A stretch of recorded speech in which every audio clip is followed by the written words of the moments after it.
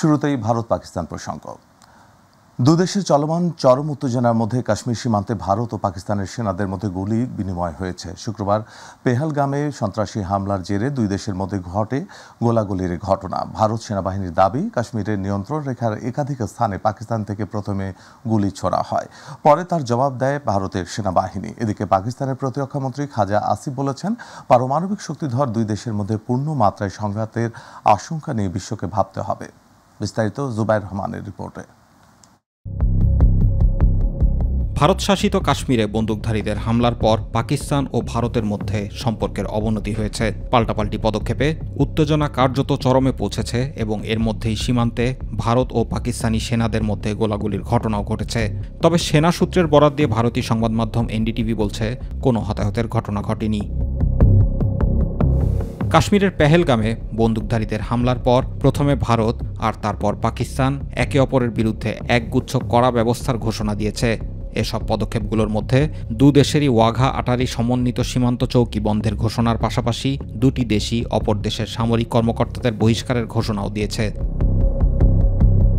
এদিকে একজন পাকিস্তানিও যদি ক্ষতির সম্মুখীন হয় তাহলে ভারতকে এর পরিণাম ভোগ করতে হবে বলে হুঁশিয়ারি দিয়েছেন পাকিস্তানের প্রতিরক্ষামন্ত্রী খাজা আসিফ। বৃহস্পতিবার ইসলামাবাদে জাতীয় নিরাপত্তা কমিটির বৈঠক শেষে এক সংবাদ সম্মেলনে এমনটাই জানালেন তিনি। পাশাপাশি বিশ্লেষকরা বলছেন, পাকিস্তান তার পানির ন্যায্য হিস্সা নিশ্চিত করতে পারমাণবিক অস্ত্র ব্যবহার করতে পারে, এমনটাই বলছে পাকিস্তানি সংবাদ মাধ্যম এক্সপ্রেস ট্রিবিউনের প্রতিবেদন। অপরদিকে ভয়াবহ এ হামলার পর পাল্টাপাল্টি পদক্ষেপে ভারত ও পাকিস্তানের মধ্যে তৈরি হওয়া উত্তেজনার মধ্যে চিরবৈরী দেশ দুটি সর্বোচ্চ ধৈর্য ধরার আহ্বান জানিয়েছে জাতিসংঘ মহাসচিব অ্যান্তোনিও গুতেরেস। এসব বিষয় নিয়ে খুবই উদ্বিগ্ন বলেও জানিয়েছেন তিনি। জাতিসংঘ মহাসচিবের মুখপাত্র স্টিফেন ডুজারিক স্থানীয় সময় বৃহস্পতিবার মধ্যরাতে অ্যান্তোনিও গুতেরেসের এ বার্তা গণমাধ্যমকে জানান। জুবাইর রহমান, মাই টিভি নিউজ। এবার অন্যান্য খবর। জামাতে ইসলামীর আমির ডাক্তার শফিকুর রহমান জাতীয় সংসদ নির্বাচনের আগে স্থানীয় সরকার নির্বাচন কমিশনকে সদিচ্ছা এবং সক্ষমতা প্রমাণের আহ্বান জানিয়েছেন। তিনি বলেন, এতে যদি জনগণ সন্তুষ্ট হয় তাহলে পরবর্তীতে আপনাদের পূর্ণ সমর্থন দেওয়া হবে, আর তা না হলে দেওয়া হবে লাল কার্ড। সকালে নগরীর সার্কিট হাউস মাঠে ময়মনসিংহ জেলা ও মহানগর জামাতের কর্মী সম্মেলনের প্রধান অতিথির বক্তব্যে তিনি এসব কথা বলেন। এই সময় জামাত আমির সম্প্রতি প্রধান উপদেষ্টার কাছে জমা দেয়া নারী বিষয়ক সংস্কার কমিশনের রিপোর্ট প্রত্যাখ্যান করে ওই কমিশন বাতিলের আহ্বান জানান। তিনি বলেন, জামাতে ইসলামীর নারী নেতৃবৃন্দ সহ যারা কোরআন ও হাদিসের জ্ঞান রাখে তাদের অন্তর্ভুক্ত করে নতুন কমিশন গঠন করতে হবে। যেটা দিয়ে দেশ শাসন হবে 5 বছরের জন্য, জনগণের ম্যান্ডেট নিয়ে, সেই নির্বাচনের আগে তারা জনগণ এখন সাফার করছে স্থানীয় সরকারের বিভিন্ন জায়গায় প্রতিনিধি না থাকার কারণে। স্থানীয় সরকার নির্বাচনটা দিন, আমরা দেখি আপনাদের সদিচ্ছা এবং সক্ষমতা কতটুকু, এটার প্রমাণ আপনারা পেশ করুন। যদি এতে জনগণ সন্তুষ্ট হয়, জনগণের পরবর্তী খেদমতের জন্য জনগণ আপনাদেরকে পূর্ণ সহযোগিতা দেবে। আর এখানে যদি কোনো কিছু ধরা পড়ে তাইলে জনগণ আপনাদেরকে হলুদ নয় লাল কার্ড দেখায় দেবে। বাংলাদেশের পরিবর্তনকে মনস্তাত্ত্বিকভাবে মেনে নিতে পারছে না ভারত। এছাড়া বাংলাদেশে কারো খবরদারি মেনে নেওয়া হবে না বলে মন্তব্য করেছেন বিপ্লবী ওয়ার্কার্স পার্টির সভাপতি সাইফুল হক। রাজধানীর ইঞ্জিনিয়ার্স ইনস্টিটিউশনে বিপ্লবী ওয়ার্কার্স পার্টির সাংগঠনিক সম্মেলনে তিনি আরও বলেন, অন্তর্বর্তী সরকার রাজনৈতিক দলগুলোর সাথে দূরত্ব বজায় রেখে চলেছে। এছাড়া ফ্যাসিবাদী শক্তি নানাভাবে ফিরে আসার চেষ্টা করছে বলেও অভিযোগ করেন তিনি।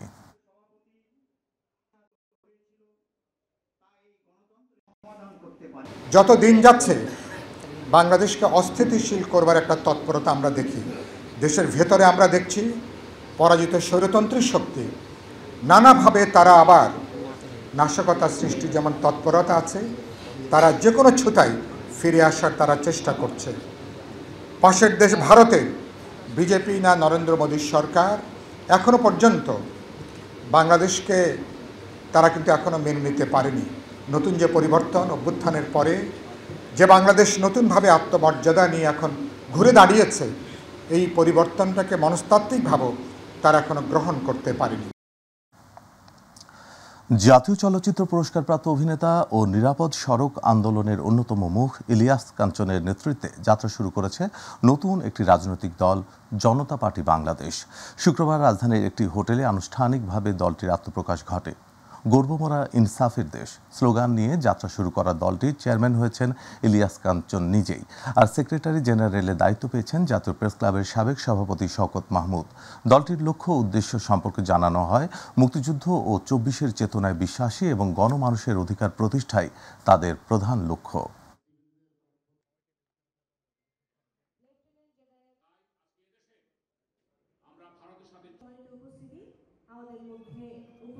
আমি নিরাপদ সড়ক চায়ের সঙ্গে যুক্ত থেকে যেভাবে সততার সঙ্গে এদেশের মানুষের জন্য কাজ করেছি, ঠিক তেমনিভাবে আমি এই রাজনৈতিক দলের সঙ্গে যুক্ত হয়ে আমি আপনাদের জন্যে, এদেশের জন্যে সততার সঙ্গে আমি কাজ করতে চাই।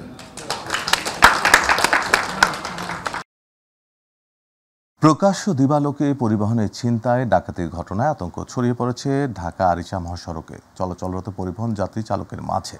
এমন ঘটনায় পুলিশের কার্যকরী পদক্ষেপ নেওয়ার দাবি জানান যাত্রীরা। পুলিশ বলছে, অভিযানে ছিনতাইকারী গ্রেফতারে মহাসড়কে অনেকটাই স্বাভাবিক পরিস্থিতি ফিরে এসেছে। আশুলিয়া প্রতিনিধি মোহাম্মদ আনোয়ার হোসেনের রিপোর্ট, জানাচ্ছেন ইলিয়াস কমল। গত কয়েক মাসে ঢাকা আরিচা মহাসড়কে প্রকাশ্য দিবালোকেই যাত্রী বেশে বাসে ডাকাতি কিংবা ছিনতাইয়ের বেশ কয়েকটি ঘটনা ঘটেছে। অস্ত্রের মুখে পরিবহনের যাত্রী চালককে জিম্মি করে যাত্রীদের সর্বস্ব লুটে নিচ্ছে ছিনতাই ও ডাকাত চক্রের সদস্যরা। এমন ঘটনায় আতঙ্ক ছড়িয়ে পড়েছে সর্বত্র। একই ঘটনা বারবার পুনরাবৃত্তির মাধ্যমে আতঙ্কিত যাত্রীরা সঙ্গে মূল্যবান জিনিসপত্র, টাকা পয়সা নিয়ে যাত্রা করতেও ভয় পাচ্ছেন। পরিবহনের ডাকাতির ঘটনায় চালক, কন্ট্রাক্টর, হেলপারের হাত আছে এমন মন্তব্য করেন অনেকেই। সব ধরনের যোগ সাজসের কথা অস্বীকারের পাশাপাশি তারাও আতঙ্কিত দাবি করেছেন পরিবহন চালকরা। এমন ঘটনা প্রতিরোধে পুলিশের বিশেষ ভূমিকা ও কার্যকরী পদক্ষেপ নেওয়ার আহ্বান জানান যাত্রী ও চালকেরা। আতঙ্কিত বলতে কি, সবাই আতঙ্কিত। জীবনের নিরাপত্তা নেই এখন বর্তমান রাস্তার মধ্যে। নিরাপত্তা ব্যবস্থা নিশ্চিত করার জন্য যত কঠিন পদক্ষেপ নেওয়া দরকার সেই কঠিন পদক্ষেপ নেওয়া উচিত। লোকজন কোন দিক দিয়ে আসতেছে, মোবাইল নিয়ে যাইতেছে বা মানি ব্যাগ যেভাবে নিয়ে যাইতেছে।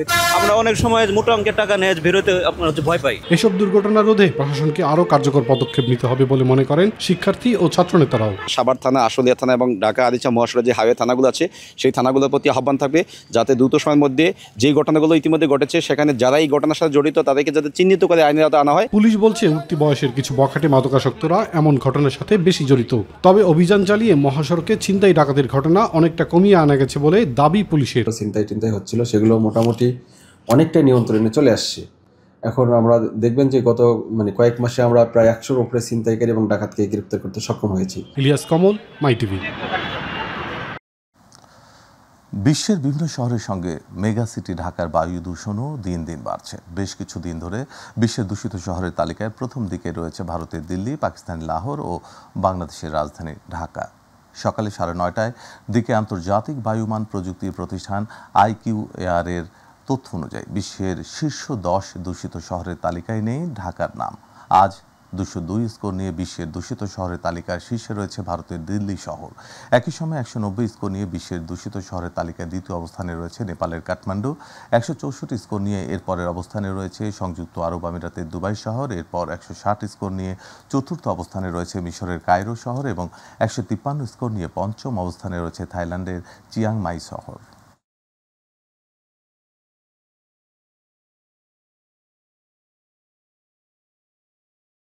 ফুটপাত দখল আর যত্রতত্র পার্কিং করায় প্রতিদিন যানজটের চরম দুর্ভোগের শিকার হচ্ছেন মাদারীপুর পৌরবাসী।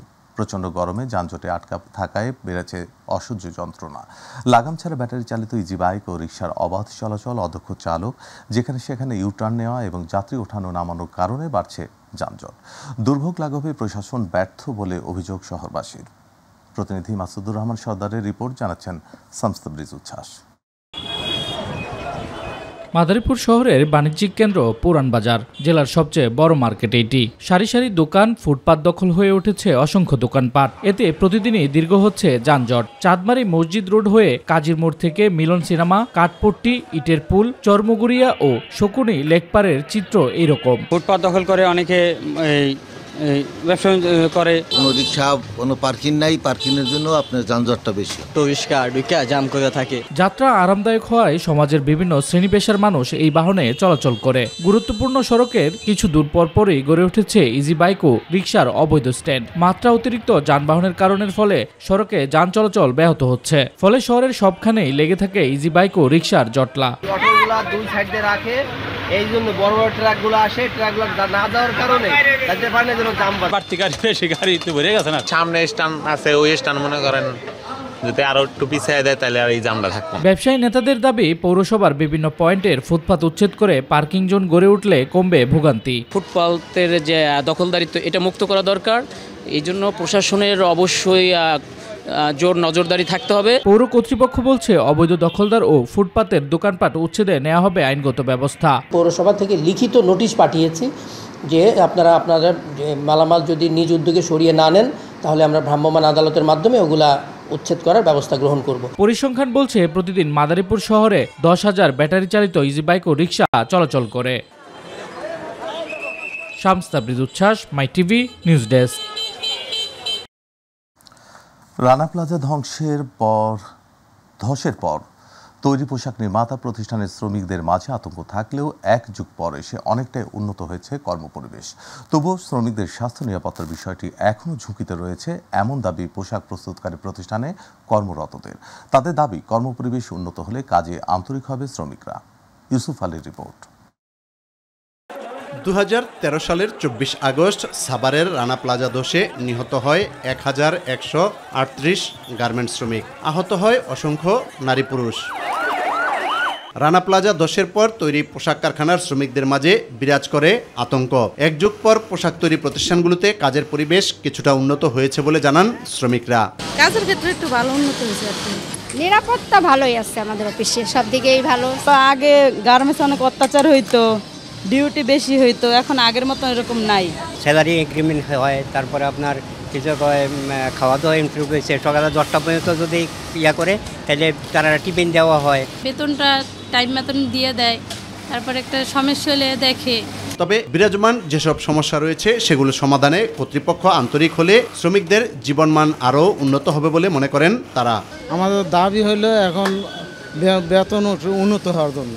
কর্মক্ষেত্রে আমাদের বেশি সময় আমরা গার্মেন্টসেই কাজ করে থাকি, তবে এই সময়ের পাশাপাশি যদি মালিক পক্ষ আমাদের দিকে একটু দৃষ্টি নজরে দেখে তাহলে আর একটু উন্নতি হবে মনে করছি। যেসব কারণে পোশাক প্রস্তুতকারী প্রতিষ্ঠানে কর্মরত নারী পুরুষের মাঝে অনীহা ভাব বিরাজ করছে তা দূর করতে পারলে অর্থনৈতিকভাবে বাংলাদেশ আরও উন্নত হবে বলে মনে করেন গার্মেন্টস শ্রমিক ফেডারেশনের নেতারা। ইন্টারন্যাশনাল অ্যাকর্ড এটা একটা আন্তর্জাতিক উদ্যোগ, সেটা গার্মেন্টস শিল্পের যে ফায়ার, ইলেকট্রিক্যাল এবং বিল্ডিং এই সেফটিগুলো নিয়ে কাজ করে এবং বিভিন্ন জায়গায় বিভিন্ন রেমিডিয়েশন করার পরে আজকে দুর্ঘটনা ঘটে, কিন্তু মানুষ আর 12 বছর আগে যেভাবে মরছে সেটা হয় নাই। কিন্তু আমাদের যে পেশাগত স্বাস্থ্য বা অকুপেশনাল হেলথ অ্যান্ড সেফটি, যে কাজ করতে করতে আমরা অসুস্থ হয়ে যাচ্ছি, এই বিষয়টাকে আরও গুরুত্বের সাথে দেখতে হবে। গার্মেন্টস শিল্পে কয়েকবার মজুরিও বাড়ছে, কিন্তু এই দ্রব্যমূল্যের ঊর্ধ্বগতির কারণে সেটা চাপা পড়ে যায়। এখন পর্যন্ত আমাদের শ্রমিকরা পুরোপুরি যে নিরাপত্তা পাচ্ছে সেটা আমরা বলবো না, তবে আগের থেকে অনেকটা উন্নত। আরও ভালো হতো যদি আমাদের অ্যাকর্ড চুক্তিটাকে বাংলাদেশের বায়ার এবং ব্র্যান্ড বা সারা বিশ্বের বায়ার এবং ব্র্যান্ড যদি স্বাক্ষর করতো, তাহলে শ্রমিকদের নিরাপত্তাটা নিশ্চিতের জায়গা থেকে আমরা আরও এনশিওর হতে পারতাম। বিশ্বের সাথে তাল মিলিয়ে বাংলাদেশের গার্মেন্টস সেক্টরে দিন দিন উন্নতি হলেও কর্মক্ষেত্রে নিরাপত্তা, স্বাস্থ্য ঝুঁকি এবং বেতন বৃদ্ধির বিষয়টি শ্রমিকরা দাবি করেছেন। তাদের দাবি এসব বিষয়ে সংশ্লিষ্ট কর্তৃপক্ষ আন্তরিক হলে কর্মপরিবেশ আরও সুশৃঙ্খল ও সুন্দর হবে। ইউসুফ আলী, মাই টিভি, ঢাকা। শীত মৌসুমের আগে পরে বাজারে সবজির দামে যে স্বস্তি ফিরেছিল তা আবার অস্বস্তি হয়েই ফিরে এসেছে রাজধানীর বাজারে। গত ৩-৪ মাস ধরে তুলনামূলক সহনীয় দামে মানুষ সবজি কিনতে পারলেও বর্তমানে রাজধানীর বাজারগুলোতে বেশিরভাগ সবজির দামই ৮০ টাকা ছাড়িয়েছে। এর সঙ্গে পাল্লা দিয়ে বেড়েছে পেঁয়াজ এবং ডিমের দামও। মোহাম্মদপুর কৃষি মার্কেট ঘুরে বিস্তারিত মিফতা গালিবের রিপোর্টে। গত 2 সপ্তাহ ধরে চাল, তেল এবং পেঁয়াজের দাম বাড়ায় স্বস্তির বাজারে এমনিতেই কিছুটা অস্বস্তি দেখা দিয়েছে। এর মধ্যে প্রায় সব ধরনের সবজির দাম হঠাৎ বেড়ে যাওয়ায় বাজারে ফিরতে শুরু করেছে পুরনো সেই অস্বস্তি। মাছ মাংস এর পাশাপাশি চাল, আলুর দাম স্বাভাবিক থাকলেও মুরগি এবং শাকসবজির দাম বাড়তে শুরু করেছে। নতুন উৎপাদিত পণ্য বাজারে আসলে শাকসবজির দাম আবার নিয়ন্ত্রণে আসবে বলে দাবি বিক্রেতাদের। আর 1 সপ্তাহের মধ্যে বাজার নতুন চাল ঢুকতেছে, এগুলো বাজার কমবে, যা প্রায় 10-12 টাকা কেজিতে কমবে। আশা করছি খুব শীঘ্রই বাজার নিয়ন্ত্রণে চলে আসবে চালেরটা। এবছর আমাদের দেশে পেঁয়াজ ভালো হয়েছে, তবে যদি বাংলাদেশের যেগুলো পেঁয়াজ আছে সিন্ডিকেট না করলে পেঁয়াজের অভাব পড়বে না। নিত্যপণ্যের দাম বাড়ায় বিপাকে মধ্যবিত্ত, নিম্ন এবং নিম্ন মধ্যবিত্তরা। আমি তো আপনার মিডল ক্লাসের, তো আমি তো সাফার করতেছি। আমাদের একটা বাজেট আছে, মাসিক যে আমরা চাকরি করে বেতন পাই, ওই বাজেটের টাকাটা বেশি খরচ হয়ে যায়, মাসের শেষ দিয়ে টানাটানি বেঁচে যায়। সবজির দাম বেশি, যেখানে বরবটি ছিল মনে করেন 80 টাকা, সেখানে 120 টাকা করে কেজি চাচ্ছে। বাজার মনিটরিং এবং উৎপাদিত পণ্য নির্বিঘ্নে ভোক্তাদের কাছে পৌঁছে দিতে যথাযথ উদ্যোগ গ্রহণ করার প্রত্যাশা নগরবাসী। একজন ক্রেতা সবসময় ফোনে চেক করতে পারে যে আসলে কোন মার্কেটে কীরকম প্রাইস রান করছে বা অ্যাভারেজ প্রাইসটা কী মার্কেটে, তাহলে তার ডিসিশন মেকিংয়ের জন্য সেটা বেটার হতে পারে বা সে ইনফ্লুয়েন্স করতে পারে সেলারকে যে এই প্রাইসটা এখন যাচ্ছে, আপনারা বেশি কেন চাচ্ছেন। বাজারে যে স্বস্তি ফিরেছে সেটি যেন কোনোভাবে অস্বস্তিতে রূপ না নেয় সে দাবি ক্রেতাদের। সেজন্য বাজারে মনিটরিং ব্যবস্থাকে জোরদার করার পরামর্শ এসব ক্রেতাদের। রাজধানী মোহাম্মদপুর থেকে মিফতাহ গালিব, মাই টিভি, ঢাকা। সাতক্ষীরায় 900 কেজি অপরিপক্ক কেমিক্যাল মিশ্রিত গোবিন্দভোগ আম জব্দ করে বিনষ্ট করেছে ভ্রাম্যমাণ আদালত। এ সময় এক ব্যবসায়ীকে 20,000 টাকা জরিমানা করা হয়, অনাদায়ে 1 মাসের কারাদণ্ড প্রদান করা হয়। বৃহস্পতিবার শহরের বাঁকাল স্কুল মোড়ে একটি পরিবহন থেকে এসব আম জব্দ করা হয়। সদর উপজেলা কমিশনার অতীশ সরকার জানান, পরিবহনযোগে অপরিপক্ক আম দেশের বিভিন্ন স্থানে নিয়ে যাওয়া হচ্ছে এমন সংবাদের ভিত্তিতে ভ্রাম্যমাণ আদালত অভিযান পরিচালনা করে। এ সময় সদর উপজেলা কৃষি কর্মকর্তা মনির হোসেন সহ পুলিশের ঊর্ধ্বতন কর্মকর্তা উপস্থিত ছিলেন।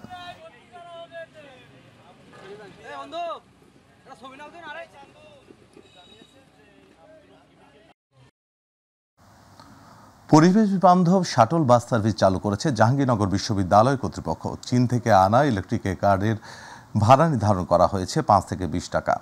এ নিয়ে মিশ্র প্রতিক্রিয়া দেখা দিয়েছে শিক্ষার্থীদের মাঝে। বিশ্ববিদ্যালয় প্রশাসন বলছে, পরীক্ষামূলকভাবে চালু করা এই যানবাহন নিয়ে শিক্ষার্থীদের যে মিশ্র প্রতিক্রিয়া সেটি বেশি দিন থাকবে না।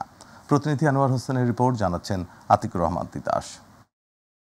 গত 19 নভেম্বর জাহাঙ্গীরনগর বিশ্ববিদ্যালয় ক্যাম্পাসে ব্যাটারি চালিত অটোরিকশার ধাক্কায় নিহত হয় শিক্ষার্থী আফসানা করিম রাচি। এ ঘটনার পর থেকেই ব্যাটারি চালিত অটোরিকশা নিষিদ্ধ হয় বিশ্ববিদ্যালয় ক্যাম্পাসে। এতে শিক্ষার্থীদের যাতায়াতে নেমে আসে দুর্ভোগ। শিক্ষার্থীদের এ দুর্ভোগ লাঘব করতেই 14 সিট বিশিষ্ট লিথিয়াম ব্যাটারি চালিত ইলেকট্রিক কার্ট পরীক্ষামূলকভাবে চালু করেছে জাহাঙ্গীরনগর বিশ্ববিদ্যালয় প্রশাসন।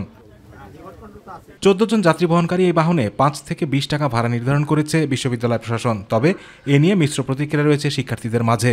তাদের দাবি 5 থেকে 10 টাকা ভাড়া নির্ধারণের। যে ভাড়া নির্ধারণ করা হয়েছে এটা অনেক বেশি এবং খুব দ্রুত চলাচল করবার জন্য তাৎক্ষণিক সময়ে আমাদের এক জায়গা থেকে আরেক জায়গায় যাওয়ার জন্য এটা মোটেও উপযোগী নয়। যেটা আমার কাছে ডিসঅ্যাডভান্টেজ মনে হয়েছে যে ফুল কার্ডটা যে পর্যন্ত না ফিল আপ হবে সেই পর্যন্ত ওনারা ওই জায়গায় ওয়েট করতে থাকে। কার্ডেরও টাকাটা একটু কমালে ভালো হয়, যেহেতু তারা একটা কার্ডে অনেকগুলো স্টুডেন্ট নিতে পারছে। এ বিষয়ে প্রশাসনিক এই কর্মকর্তা জানান, খুব শীঘ্রই 5 থেকে সর্বোচ্চ 15 টাকার মধ্যে চলে আসবে ভাড়া। এখানে যে ভেহিকেলগুলো আছে, এই ভেহিকেলগুলো যে ভাড়া আছে সেই ভাড়াগুলো আমরা নির্ধারণ করেছি পরীক্ষামূলকভাবে। অন টেস্ট ভেহিকেলগুলো চলাফেরা করছে, তো সেই হিসেবে এখন পর্যন্ত 5 টাকা থেকে 5-10 দূরত্ব অনুযায়ী তার ভাড়া নির্ধারণ করা হয়েছে 5, 10, 15, 20। তবে আমরা ইতিমধ্যেই কথা বলেছি কর্তৃপক্ষের সাথে এবং আমরা আশা করছি সেই ভাড়া সর্বোচ্চ ভাড়াটা 15 টাকায় নেমে আসবে। শিক্ষায় জাতির মেরুদণ্ড, তাই শিক্ষা গ্রহণকারী শিক্ষার্থীদের সকল সুযোগ সুবিধা বিবেচনা করেই সামনের দিকে অগ্রসর হতে হবে এমন প্রত্যাশা সকলের। আতিকুর রহমান তিতাস, মাই টিভি। সংবাদ শেষ করব দক্ষিণাঞ্চলের ভিন্নধর্মী এক কারখানার খবর দিয়ে। একটি পানির প্রতিষ্ঠানে হাজারো বেকারের কর্মসংস্থান। গুণগত মান, নান্দনিক বোতলজাত আর পরিবেশ বান্ধব হওয়ায় অমৃত পানি স্নিগ্ধতা ছড়াচ্ছে পুরো দক্ষিণাঞ্চলে। প্রতিষ্ঠানটি ঘুরে আসাদ চৌধুরীর ক্যামেরায় পারভেজ রাসেলের রিপোর্টে বিস্তারিত। ধান নদী আর খালের বরিশালের মানুষের প্রতিদিনের পানির চাহিদা পূরণে কার্যকর ভূমিকা পালন করছে যোগমায়া ফুড অ্যান্ড বেভারেজের অমৃত পানি। জেলার বাবুগঞ্জ উপজেলার পাংশা এলাকায় স্বয়ংক্রিয় পদ্ধতিতে গুণগত মান পরিবেশ বান্ধব এই পানির কারখানাই দক্ষিণাঞ্চল থেকে প্রথম কোনো পানি বোতলজাত প্রতিষ্ঠান। কিউসি ল্যাব আছে, মাইক্রোবায়োলজি ল্যাব আছে, তার মধ্যে পরীক্ষা নিরীক্ষা করেই আমরা বাজারজাত করছি। সংগ্রহ থেকে বোতলজাত করা পর্যন্ত প্রতিটি ধাপেই থাকে কঠোর মান নিয়ন্ত্রণ। আইএসও, হ্যাসাব, জিএমপি এই গাইডলাইন ফলো করে আমরা ল্যাবে প্রথমে টেস্ট করে থাকি। যদি আমাদের ল্যাবে টেস্ট অনুযায়ী এটা পাস করে থাকি, দেন আমরা প্রোডাকশনের জন্য ক্লিয়ারেন্স দিয়ে থাকি। পানি উত্তোলনে করার আগে বিএসটিআই, পানি উন্নয়ন বোর্ড, কলকারখানা অধিদপ্তর এবং আমাদের যে পরিবেশ অধিদপ্তর আছে তাদের দীর্ঘদিনের যাচাই বাছাইয়ের পরে আমাদের ক্লিয়ারেন্স নিয়ে আমরা এখানে পানি উত্তোলন করছি। কারখানাটিতে কর্মসংস্থান হয়েছে 200 নারী ও 3 শতাধিক পুরুষ শ্রমিকের। এখানে প্রায় 1000+ আমরা শ্রমিক আছি। আজ পর্যন্ত আমাকে কোনো দুর্নাম বদনাম হয় না। এই কোম্পানিতে আমরা চলতে আসি জানি। 300-400 নারীরা আমরা এই জায়গায় কাজ করে আমরা ভালোই আছি। এমন আরও প্রতিষ্ঠানে বদলে যাক এই অঞ্চল প্রত্যাশা স্থানীয়দের। মূলত পানিটা আমাদের বরিশাল একটা গর্ব, কারণ আমাদের বরিশালে আর কোনো ড্রিঙ্কিং ওয়াটার নাই। একটি প্রতিষ্ঠান, হাজারো লোকের কর্মসংস্থান। কুচক্রি মহলের নানা অপপ্রচারে যদি বন্ধ হয়ে যায় এই প্রতিষ্ঠানটি, তবে বেকারত্ব বরণ করবে কয়েক হাজার পরিবার। তাই সংশ্লিষ্টরা সঠিক তদন্ত করে চালু রাখুক অত্র প্রতিষ্ঠানটি, এমনটা প্রত্যাশাই দক্ষিণাঞ্চলবাসীর। পারভেজ রাসেল, মাই টিভি, বরিশাল।